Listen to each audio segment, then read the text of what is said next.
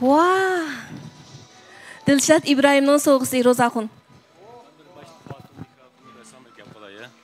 Salam ustazlar, bu katı faaliyete kelip men bek hayajanlandım.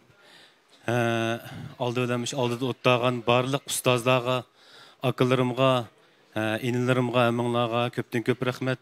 Bu faaliyetin inim bek isil bek katı oldu. Hemedin men bek hayajanlanganım. Dadağınla apan kışanı bahçı. Bunun dek bir islik katışı yok.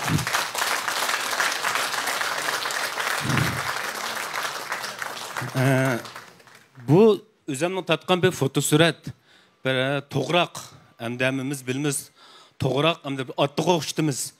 Aslidikisi tuprak, o anı qoğuştumuz. Mana bu perzat.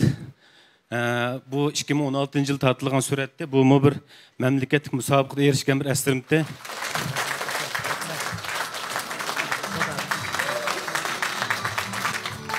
Rahmet Dilshad, rahmet.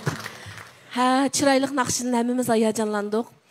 Bu yerde yana tilga ap ötüşke tegişliki. Bu çıraylık naqşını Rozaxun'unki yıqınları, yani tekstini şairimiz Rozaxun'un yaxşı aksi Yusufcan Qiyum akımız yazıp berdi.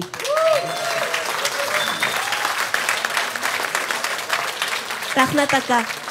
Muzikasını bolsa Rozaxun'un yıqın dostu. Hemmeyle yaxşı gördüğün icadiyetçi, muzikant, naqşçı Asqar Muxtar işlep berdi.